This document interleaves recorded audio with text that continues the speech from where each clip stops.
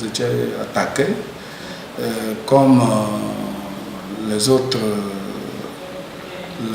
institutions, notamment le QG du président Jean Ping, les autres chaînes, mais principalement la RTN. Aujourd'hui, je crois que nous avons le sentiment à la fois de satisfaction parce que nous avons pu tenir bon jusqu'à présent. Parce que ceux qui sont venus brûler la RTN, ils étaient venus avec une volonté de tout détruire et qu'on n'en parle plus. Mais sauf que Dieu faisant, le Dieu que nous servons n'a pas permis que notre média soit totalement détruit. Et là encore, ce que je peux dire, c'est qu'il y a une image.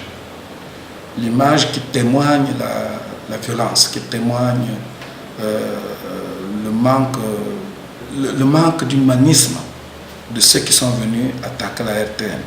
Cette violence-là.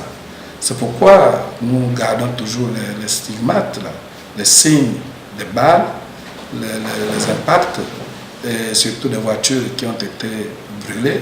Ce jour, disais-je, c'est un jour qui retrace, qui rappelle vraiment la conscience de ceux qui se disent démocrates, mais qui ne le font pas vivre, qui ne le manifestent pas pour partager avec ceux qui ne le sont pas des facteurs de démocratie, les valeurs de démocratie, notamment le respect des droits de l'homme et tout.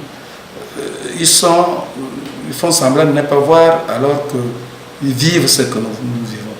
Ils savent ce que nous vivons. Ils le connaissent pleinement. Je vous félicite. C'est le lieu pour moi de vous encourager. Aujourd'hui, nous avons pratiquement toute cette période de 2 années où les gens ont certainement fait un embargo parce qu'ils ont peur de dictateurs.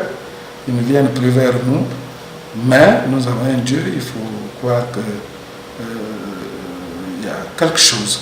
Il y a quelque chose qui se profile à l'horizon. L'espoir est permis. Je pense que l'espérance vous est permise. La perspective, c'est de vous dire que nous allons reprendre le câble.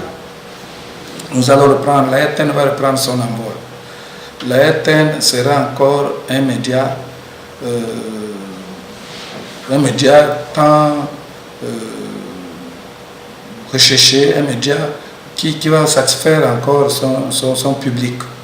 La RTN, c'est vrai, c'est le premier média qui a su concilier le social et la religion. C'est le premier média au Gabon qui a donné, si vous voulez bien, un sens à l'évangélisation dans les médias. Donc ça, c'est pas rien. C'est quelque chose de remarquable, c'est quelque chose qui nous permet d'espérer, de croire que demain, il y aura aussi des lendemains meilleurs.